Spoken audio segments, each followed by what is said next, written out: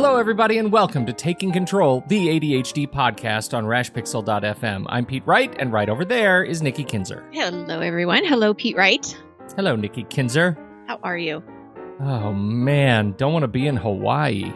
I know. Isn't it heartbreaking? That's so scary. And that's where I was just a few weeks ago, was that island. That could have been you. You could have been an action movie star. Yeah, it was it's on the other side of the island where we were at, but still, it's like heartbreaking to see, just to watch. It's just heartbreaking.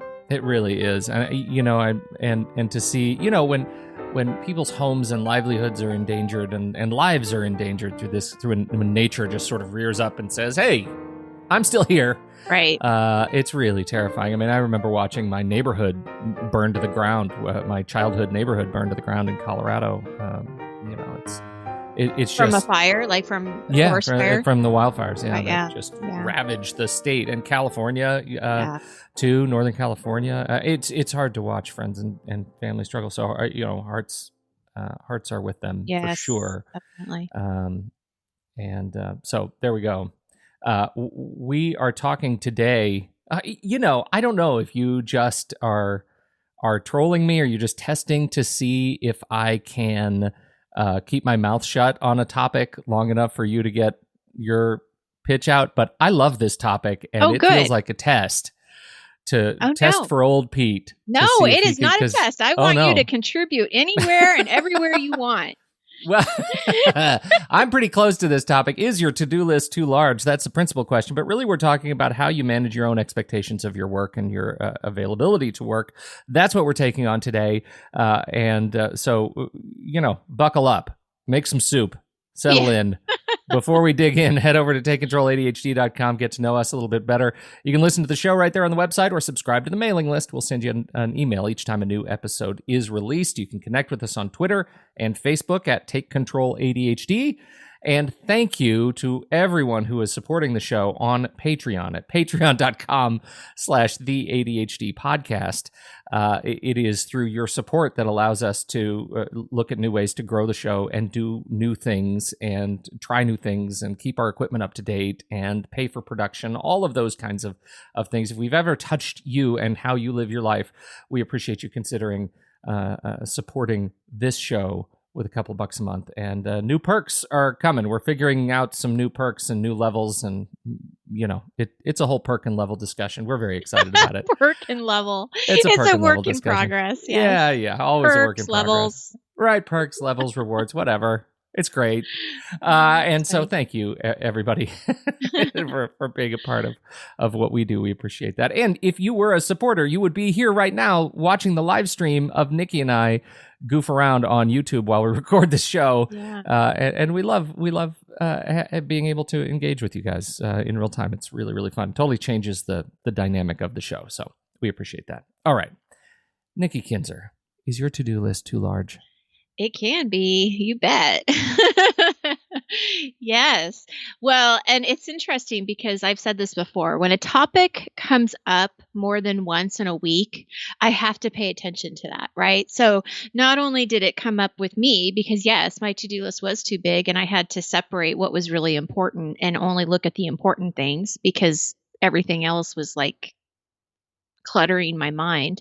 But I've had a couple of clients ask me about this too. And it was all in this week. So that's why I was like, we're going to talk about this on the show because this is obviously on a lot of people's minds. And it kind of felt like a good transition because last week we talked about rewards, how to get motivated on those things that you don't want to do. And then with summer, coming really soon, a lot of people have a lot of projects that they want to work on. And so it just kind of made sense to talk about this.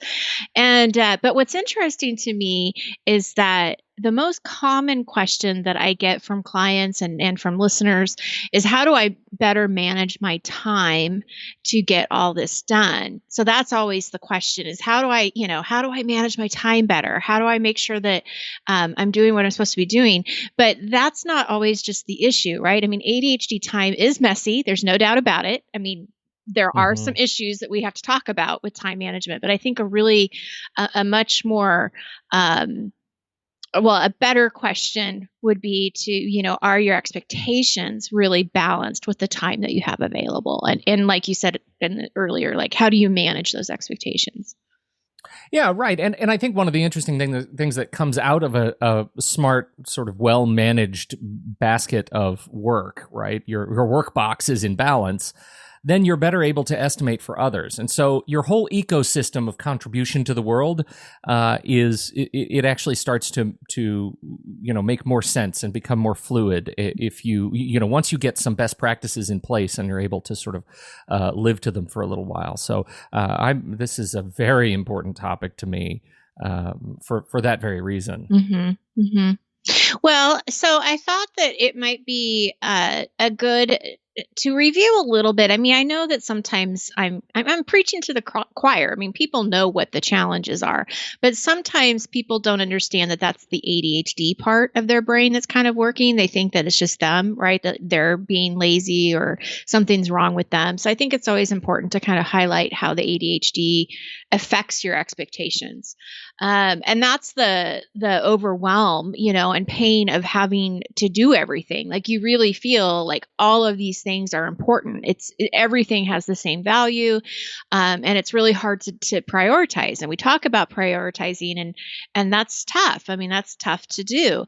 And then with ADHD, you have to remember too, that naturally you're going to be drawn to what you want to do, regardless of how important it really is. And then you feel bad, you feel bad later because the other stuff didn't get done. And then if you follow kind of the ADHD time management protocol that you're taught to brain dump, right? You're taught to get your ideas out of your head, all your to-dos that you have to do, and put it on paper. But the caution here, that's a double-edged sword if there ever was one. It is, right? It's like we got to get it out of our mind. But the thing to be cautioned, or to caution yourself, I guess is what I'm trying to say, is this brain dump is not your to-do list. Absolutely. That is a huge misinterpretation of the guide. Right. Of that guidance. Yeah. Huge. Yes. So we definitely don't want to keep it in your head, but we also don't want to use that as your tool to go forward. Now, as I said, ADHD time is messy. We know that. And we know, like what you were talking about, the estimation of time is not accurate. It's hard to estimate how long things are going to take you, or what you should tell somebody, that this is going to take you. The reality is that most tasks do take us longer than what we expect. So even if you start off the day really productive and, you start working on something, you're making progress on one or two things, you're going to feel disappointed at the end of the day if you didn't manage those expectations correctly, because you didn't get it all done. And you're going to feel like, well, I didn't get all of this done. And so, it wasn't a good day because you only had a fraction of it done. But the reality is it was probably a super day. Right? Exactly. If you set the bar a little bit lower, suddenly you give yourself the opportunity to exceed it, to jump over it. Yes. And then you can really see the value of what you did get done. And that's something, again, that you really want to kind of caution yourself of, is that don't focus so much on what's left or what you didn't get to, but focus really on what you did get done. And it's such a more positive outlook, right? You're going to feel better about yourself. You're going to be in a better mood. You're going to be a happier person, and, let go of that guilt. Because really, honestly, I've seen some lists that I'm like, there is no person in the world that could get all this stuff done that you're asking yourself to. You just clearly, you look at a list and it just seems like, you don't understand how time works. Right. Like you can't wield time like your to-do list imagines that you would do it. Yeah. You can't just magically extend the hours. Yeah. Suddenly I have 28 hours in the day. Yeah. And you have to think about your energy, and you have to think about, are you tired? Did you work all day? Do you have kids at home? Do you have other duties that you have to do at home? Like, you have to manage all of that during the day. And so we have to kind of look at all of that. And that's where we really, I want to explore a little bit of the connection between your to-do list and your daily schedule. And so this is going back to one of those lessons that we've talked about before with time management. It's so important for people to to look at their calendar every day. It's so important to look at your daily schedule on a day-to-day basis, because that is a visual for you of what's ahead of you, right? That's that giving you that time, that time visual that you need to see. I know you're trying to say something. I'm gonna let you say it. It's killing me. It's killing me. It goes back to an executive functioning skill, right? And this is something that takes practice, and it's hard to do. But if you set yourself up right with the right visuals, especially for ADHD, you can really it's like walking around, with bionic legs. Like you really start to feel like, oh my goodness, I'm finally in control of my own activity. And we've talked about this before. The difference between the analog watch and the digital watch, right? Or analog clocks and digital clocks. It's the same concept. You have to give yourself the benefit of seeing the passage of time, right? Just seeing numbers on a clock do not give you that benefit. Seeing the dial go around, you can actually start to visualize the space. What does 15 minutes really look like? What does a half hour really feel like? And you can do, that's why even though I wear an Apple Watch, I actually keep the analog time face on there because I have to see time pass. Right. And that's huge. Same thing with a calendar. Even though my agenda comes up in Todoist and it's a list of things to do, and even though each of the little items on the list have a time right by those things, I still have it connected to my calendar so I can visually see just how much time I have in my day available to do these things. So this is what I think is really important to highlight, is if you have a monthly calendar, like just a regular Joe calendar, just a month, a 31 day month. Yeah. Yeah. And it's got dogs, or something, right? It has those cute little. The dogs are important. Actually, make sure there are dogs, puppies. That's what comes to my mind. I don't know where you are My going. daughter has a calendar with dogs. So that was, the wall calendar is what I'm trying to talk. That's what No dragons and no cats, only dogs. Well. And especially no potpourri. We have a Patreon listener that I know would disagree about the dragons, but. Okay, I'm a big dragon fan. Yeah, so that's, I got dogs, wall calendar with dogs. But Dragon that dogs. is not going to be the most effective calendar, right? Because it's just these little boxes. It's 30 boxes. It doesn't have the time split. So if you have that on your calendar and that's what you're using to direct your day, it's not going to be the most effective because you're going to see, I have an appointment at 2:00. But what you haven't put down is that you have to take your kids to school. You have to pick them up. You have 3 errands you have to run that day. Oh, and you have to work too. So, you're not seeing everything on those wall calendars. So, although they're cute. Yeah, you just don't get them. And, lunch with Amanda. I adore Amanda. She's a dear friend of mine, Amanda. We'll call her Amanda in quotes. And I had lunch with Amanda yesterday. And usually Amanda and I will sit and we'll eat lunch for about an hour and 20 minutes. And then I'll be on my way. You know where we eat lunch? Across town. And you know what happens in the space between my office and across town? Time passes. It took me 45 minutes to get there and 45 minutes to get home. And suddenly that's an hour and a half of my day that was unaccounted for. And I do this stuff for a living. Yes. Right? Yes. And no one is immune from falling into these traps occasionally. And you lose effectively a whole day. Yes. Because you aren't thinking about those things. Yeah. No, it's so true. Huge. So, definitely that, lesson here, right, is to get the calendar that has the time broken up, and put your regular routine type of things that you have to do, during that time, because that is not your time. Commute times is not your time. You can't schedule something when you have an hour commute. So you got to put those things in your calendar. And so that's the connection, is now you're looking at your to-do list, which is hopefully not your brain dump. At this point, that needs to be broken down into some priorities and categories. But what you need to do is look at your to-do list, then look at your daily schedule and really decide, what do I have time for? And that's one of the 3 things that you need to look at when you're prioritizing, right? So we've talked about the first thing is easy. It's the deadlines. When you're trying to figure out what to do, anything that's with a deadline, a real deadline, is going to be probably the first thing that you're going to do.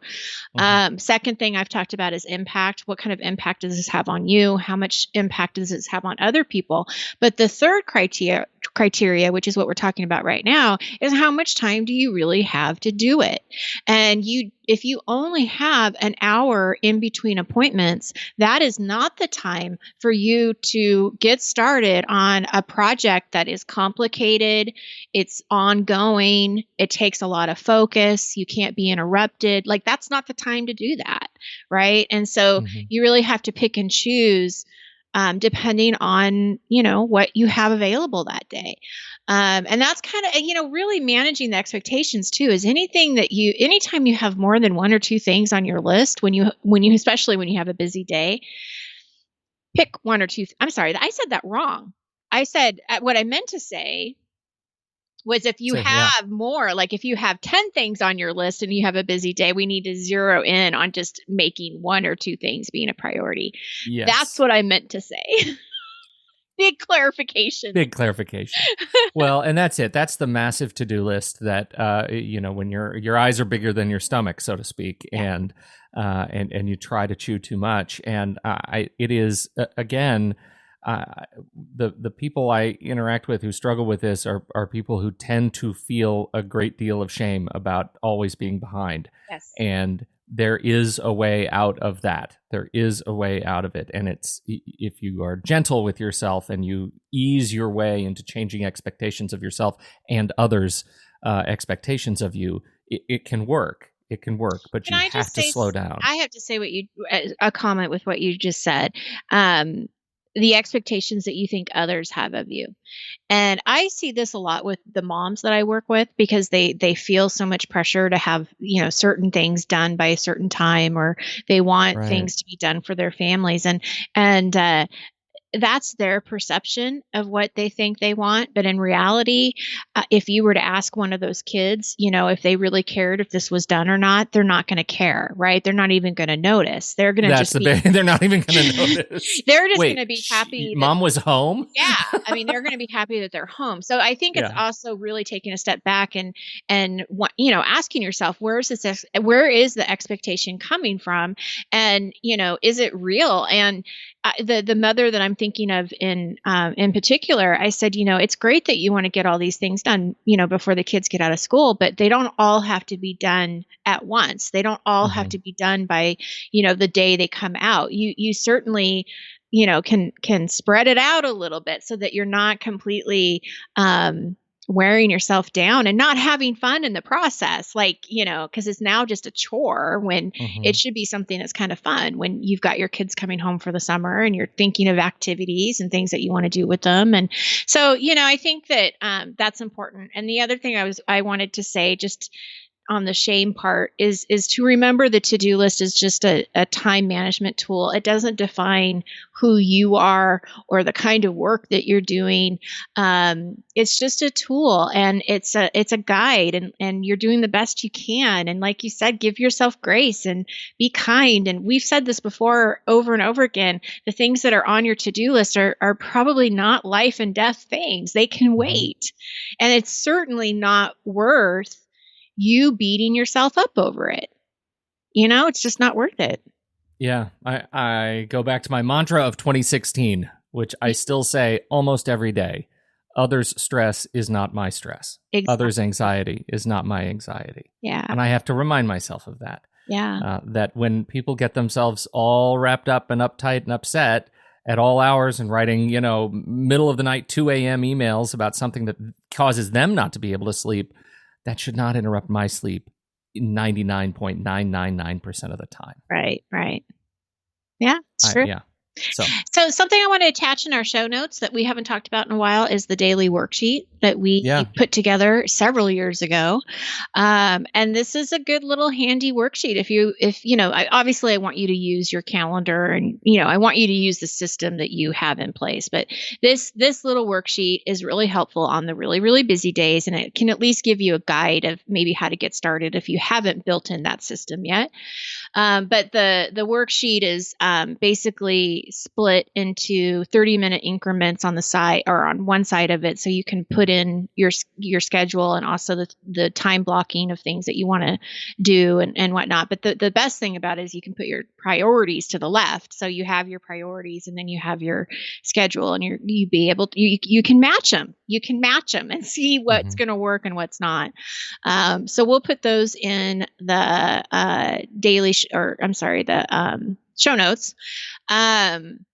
And I was going to say something else. Oh, this is something that I find really helpful in my coaching, is that ADDers are verbal processors. So if you have a friend, a spouse, somebody that you can talk to about organizing your thoughts and organizing your to-do list and kind of seeing, is this manageable? Do you think this is realistic?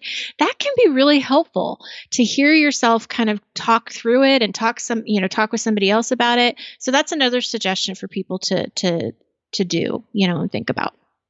I would add, I think that's brilliant. And I also, it sort of fills the same purpose. At the end of every event, like at the end of this particular podcast recording session, I'll go into day one and I'll add a quick entry, what did we do? How did it go? How long did it take us to do it? How long did it take for me to set up, all the live stream stuff and prep? How long did it take me to do that? And, I've been finding myself at the end of the day, just flipping through the last few, weeks of these kinds of writings to get an assessment. It helps me better estimate when I have a log of past projects that are similar. It helps me better estimate in the future. And so I can make better promises to the people who are counting on me to do the work. And so that is, that I find is very handy. It doesn't have to, obviously I use the Day One app on my Mac and on iOS, but get a notebook and just write yourself a little after every call, every conference call. I don't know. There's all this talk about, Comey's memos. I started thinking I could keep Pete's memos. Oh, I'm going to start keeping memos. It took me a second to figure out what you were saying. Okay, yes. I'm all up in the memos. And you know what?